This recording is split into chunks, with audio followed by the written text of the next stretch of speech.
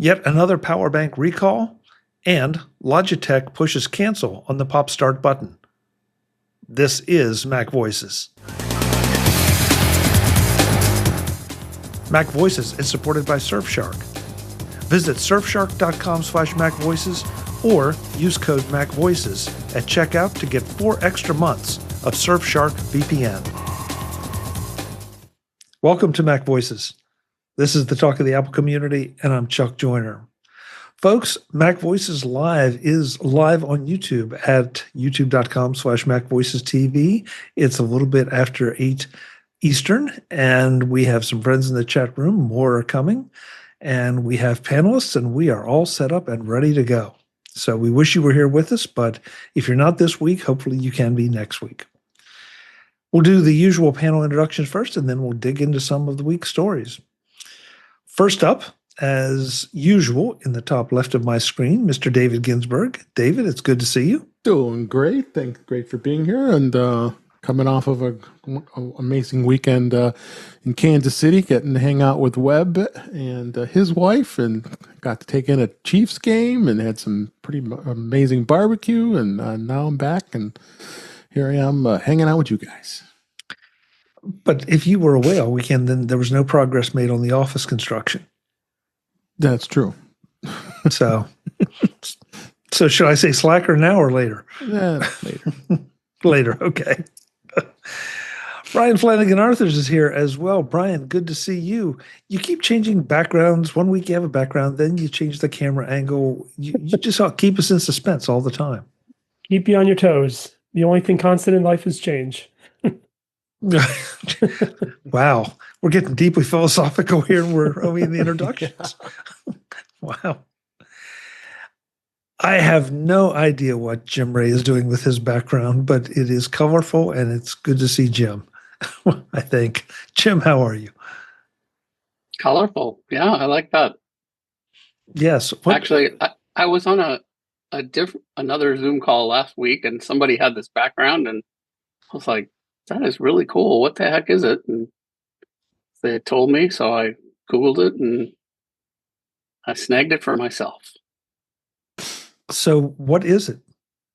Apparently, it's got something to do with SpongeBob pants. In fact, I guess there he is right there, I guess. He lives in a pineapple. He lives in a pineapple under the sea. Don't you know that? SpongeBob SquarePants. Pants. I didn't, but I just thought it looked really cool. It's just very colorful and kind of. So. Okay. Why not? It has no significance. Like I say, I didn't even know what it was when I saw it on this other guy's. I was just like, wow, that is really a cool, artwork. So, and then I forgot. I was on that Zoom call, so I downloaded it, made it my background. Forgot all about it. Fired up Zoom just now, and like, oh yeah, look, that background's still there. Okay. Okay, so my only concern is if YouTube gives me any kind of copyright notice on the background, I may have to just blank you out completely. But we'll deal with that when the time comes. I can change it. No, don't change it. No. I don't think they do that kind of thing. I think they only get usually music. Yeah, especially. Yeah, I don't think they will. Yeah, they get upset over music, but nothing else. No. Marty Jencius is here, and I have a question for you, Marty. Do you have any regrets? No regrets. Not at all. Never. No regrets. All right. And if you were here for the pre-show, you know why I asked him that. But I'm glad to hear it, Marty. Yeah. Although I should ask, do you have any regrets about joining this panel at any time, now or in the past? No, but I came with an absolutely new background for you that was AI generated. What is that? It's a big L. I'm flying the flag of the Milwaukee Brewers. Yeah, there you go. Who last week decided they were going to take, because I want to support the Milwaukee Brewers. So the big L instead of the big W with the Cubs. So they did it yesterday. Let's hope they do a few more. Yeah. So the big. So I'm missing it, Marty. What's the big L in relation to the Milwaukee Brewers? the big W was the Cubs slogan. You know, people bring out the W flags. I've got them Fly here in the my W. office, and fly the W. That means they've won. Well, when the Brewers beat the Cubs, some of the Brewers people came out with big L flags, which means you're losers, not winners. The irony is, karma is a female dog that's come back on the Payback is a Brewers. And now this flag really means more about the Brewers than it does about the Cubs. Okay. Thank you for that lesson in signaling. I had no Why I idea. But laughed they- right away because I knew what it was, they- exactly what it was. They sure know how to turn a double play, though, eh? Yeah. yeah. Too Oh bad my they couldn't gosh. turn it into a W. I saw a post that like apparently that play has never happened before. Never. Okay, well, you guys now, the rest of us, what happened? Give us a 30-second description of what has never happened before, because I have no idea what you're talking about. Ground out double play, right? That's happened all the Look it up. time, though. Look it up in the scorebook. No, it was a They're fly usually ball. not. They're usually not off the center field wall, but it's scored as a ground ball double play. Oh, So Who the knew? bases were loaded. I guess it was Freddie Freeman. Was it who did it? I forget now. Yeah, I think so. And he hit almost a home run, and the center fielder ran back. It hit his glove, but came out, hit the wall, back into his glove. But since it hit the wall, it's not a catch. And so the runners kind of got confused, and the guy at third got thrown out at the plate because it was a force play, right? Because the batter was not out. Yeah, none of the runners ran, and none of the runners ran. They thought it wasn't out. Of course, he could have tagged up.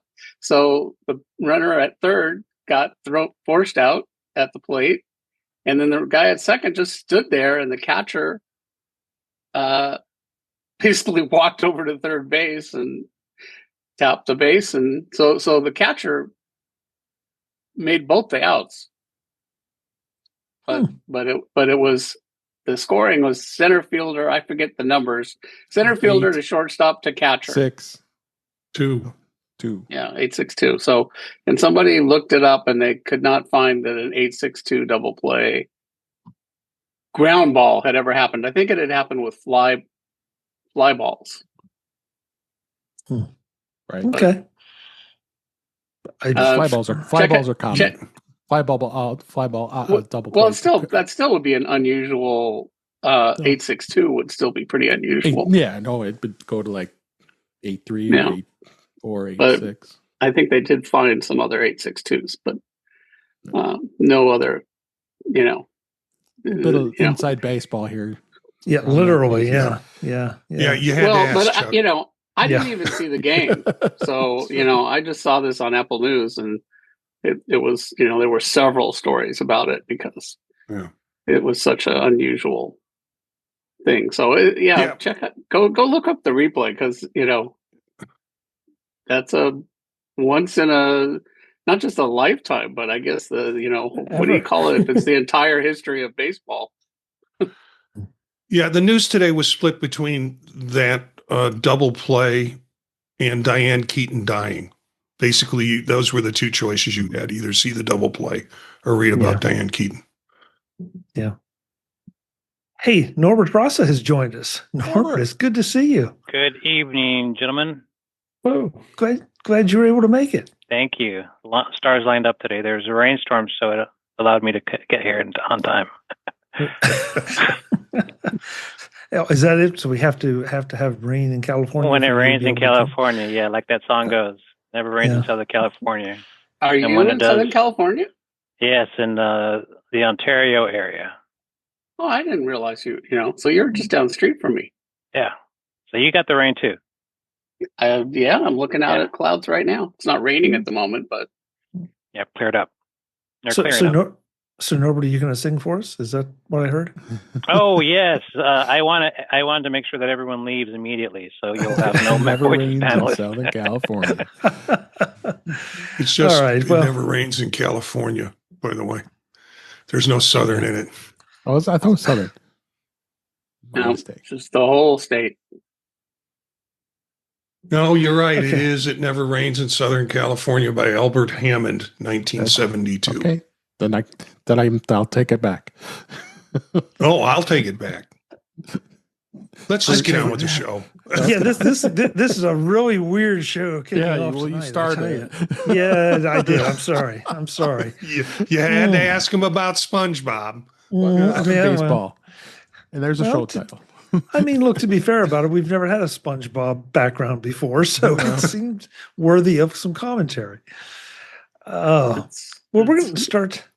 We're going to start off with. Unfortunately, this has become a regular thing, and I don't know that it's going to stop anytime soon. We have a PSA about ESR recalling over 50,000 HaloLock wireless power banks due to fire and burn hazards. The link I just put in the show notes and in the chats here has information on which models and even some photographs to show you where the information is printed on your power banks. This is another one of those situations like we've had with Anchor before, that ESR is a really good name and a name familiar to a lot of us. And you have to believe that they just got a bad batch from whoever their supplier is.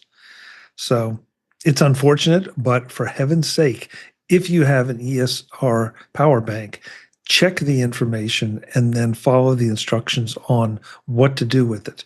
Because the last thing you want is a lithium ion fire anywhere near you, especially in your home. And I do not have an ESR HaloLock wireless power bank, but does anybody here? Nope. I don't think so, but I'm starting to think that just power banks are a bad idea. Jim, the only thing I will say to that is that we had them for how many years? A lot problem. of years. The other thing is, there's power banks in our phones, in our computer. How come we don't ever get recalls on those? It's only on the external ones. And how do they decide that these need to be recalled? What has happened that they're like, oh, well, these all got out, and now suddenly after the fact we realize, what's the mechanism that? To answer your first question, yeah, we did see that the Samsung phones had to be recalled. So we did have one but that instance. was one time. Yeah, that was one time. And of course, I think of somebody learned their lesson there. But the other thing that I know that I've known not known of a few people who have had fires from power banks. One was at least devastating to the home. The others, not so much. But I think that, and the inevitable lawsuits get filed, but also the fire departments report things, and the entities out there that track those kind of things do research, and they go back and say, hey, you better check these. And so maybe they're more intense inspections. I really am not sure. But at the end of the day, I'm not going to ignore something like this because I'm not saying that we should ignore it. I'm just, the chemistry has got to be the same as the ones in the phones and other devices. So it just seems really weird to me that we keep getting power bank after power bank after power bank after power bank, but not any other kind of device.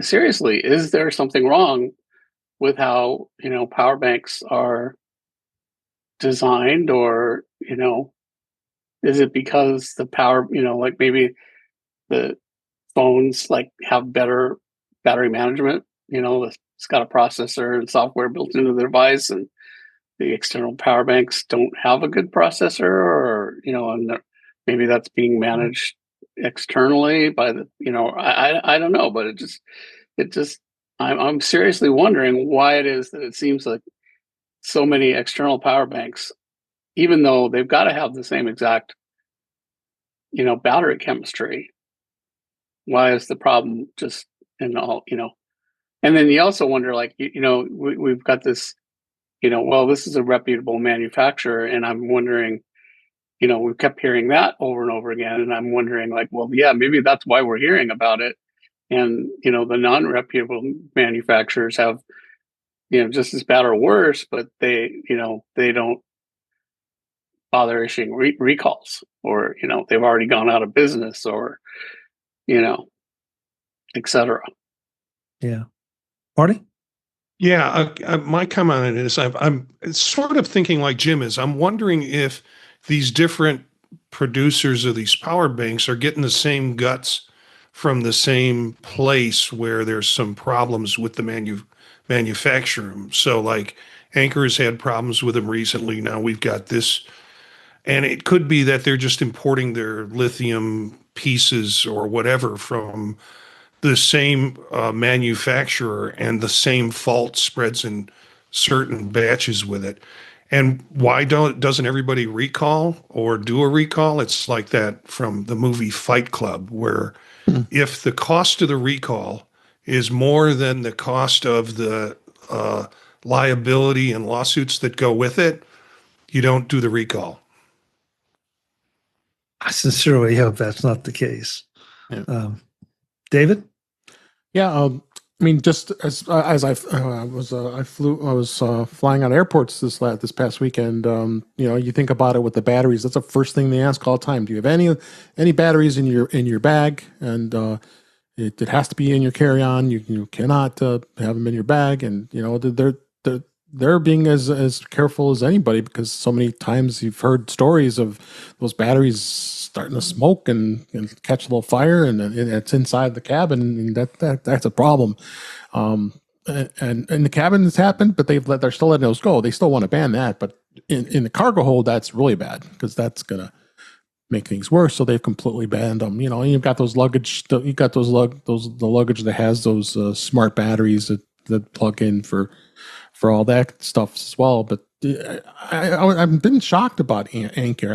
Actually, we all love Anker here, and we buy. I've got plenty of Anker products over the years, and Anker doesn't seem to say much about it other than, okay, we got to recall them. And I guess there's not much they can say, but you'd think if it's consistently happening, you kind of wonder. Well, listen, I was thinking, because I knew there was another product, but those electric skateboards, whatever, I mean, that was one where there were a lot of issues with that, to the point that people were leaving them in the driveways overnight because they didn't want to take the chances of them being in the garages. So this is not exactly a new problem. It seems to speak to the quality of the manufacturing. That would be my guess, and that is a guess. But it feels like it, that's where the issue is. And whether they're all coming from one or two factories and then just get labeled, I don't know. But I know I'm a lot more careful with mine, even though I've had no issues whatsoever. Sure. And you know what? Now, knock on wood. Yeah. And if we keep going, how many of us, because I've had this, how many of us have had bulging MacBook Pro batteries or MacBook batteries? I've had that. So that's not exactly, it's not common, but it's not uncommon. Right. And we've all been educated enough that if your battery starts bulging, or your trackpad stops working, for heaven's sake, get it checked out. Right. Sooner rather than later. So I don't know. And bottom line is, if you have an ESR power bank, check the article, check the information, and take the appropriate action, please. We want you to be safe. Yep. Today's Mac Voices is supported by Surfshark. Visit surfshark.com/MacVoices or use the code MacVoices at checkout to get 4 extra months of Surfshark VPN. Do you know what a VPN is? It stands for Virtual Private Network. Think of it as a tunnel on the internet that hides where you are and keeps your online activities safe from the bad guys. Is your online life as private as you think? These days, every website, app, and service wants to track what you do, where you go, and what you watch. When you search for something and then get bombarded for days or more with ads for that item or service, that's a perfect example of the lack of privacy and tracking that Surfshark VPN can eliminate. Surfshark protects your connection by encrypting everything you send and receive online, whether you're at home, on public Wi-Fi, or traveling with your device. With just one account, you can protect all of your mobile devices, your Mac, your iPhone, and your iPad. But Surfshark isn't just about security. It also gives you freedom of choice. You can access the content you love from anywhere in the world, streaming services, news sites, or regional apps, without borders or restrictions. No more of those frustrating, "this content isn't available in your region" messages. So take back control of your digital life and browse safely wherever you go. Go to surfshark.com/MacVoices or use code MacVoices at checkout to get 4 months extra of Surfshark VPN. That's surfshark.com/MacVoices or use the code MacVoices for 4 extra months of protection, privacy, and peace of mind online. Thanks to Surfshark for supporting MacVoices. This is sort of a follow-up to something we had a while back, but this one is that Logitech is bricking its $100 Pop Smart Home button on October 15th, which is tomorrow. Tomorrow. Yeah. Congratulations, tomorrow, as we record this. This is the second time Logitech has basically sunsetted something with not a lot of notice, and you have to wonder exactly why, because they're basically saying this is going to stop functioning. Now, this article points out there are a lot of things that we don't know about how much it will stop functioning, and whether there's any way to resuscitate it, because the notice is relatively short. But this brings us back to the idea of the obsolescence, and frankly, this is the second time Logitech has done something like this. They did it with the Harmony remotes first. Mm-hmm.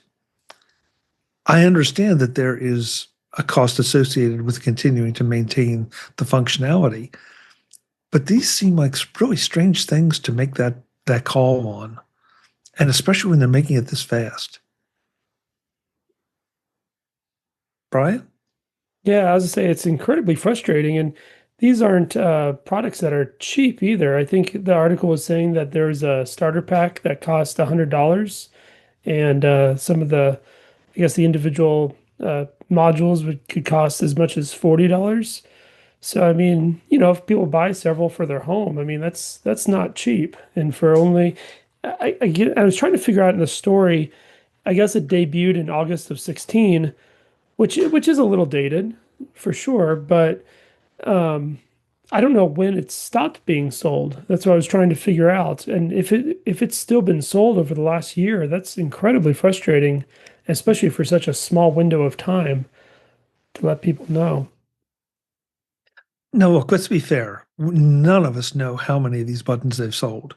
Mm-hmm. And so, therefore, let's just make it crazy and say they sold 50 buttons. Okay, well, then this turns into more clickbait than anything, because nobody's going to support just, a small number of items.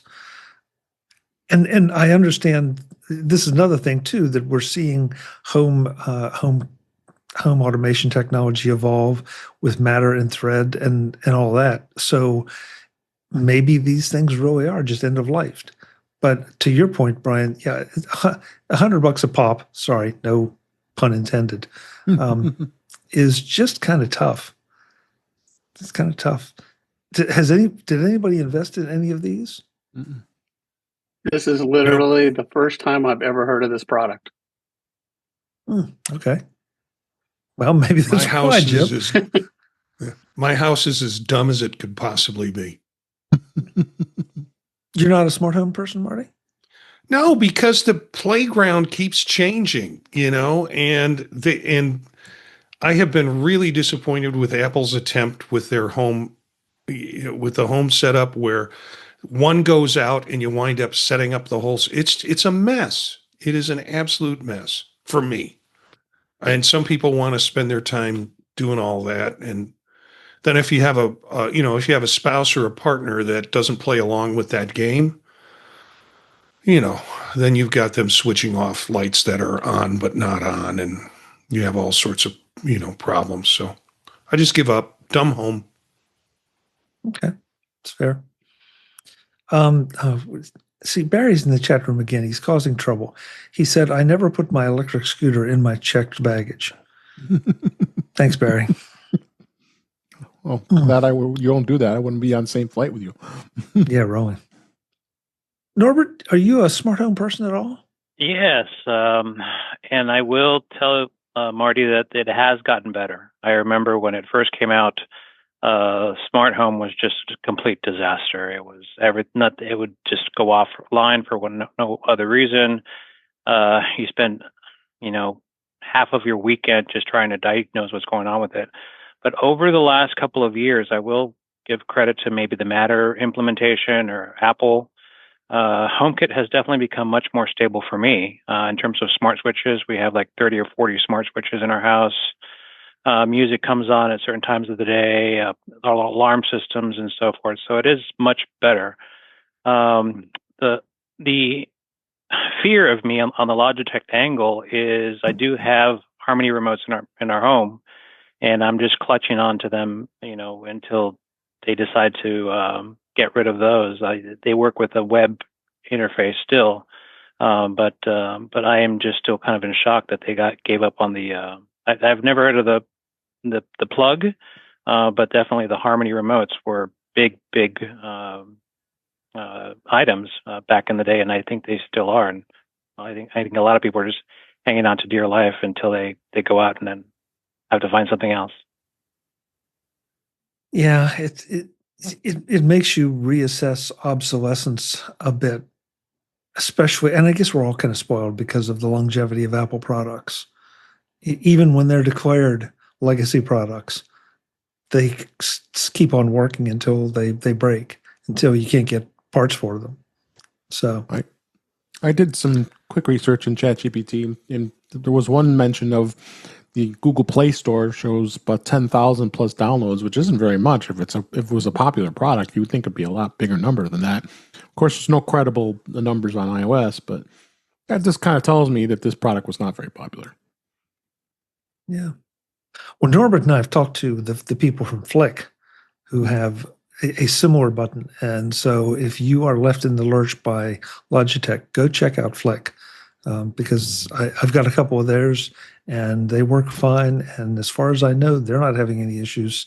So if you need a button for your smart home devices, that's a decent alternative. Visit MacVoices.com for show notes and to connect with Chuck on social media. Get involved in our Facebook group or like our Facebook page, and get more out of your Apple tech with MacVoices Magazine, free on Flipboard and on the web.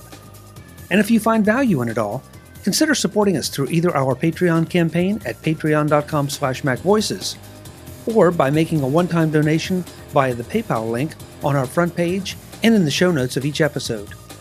You will join these fine people who help bring you Mac Voices.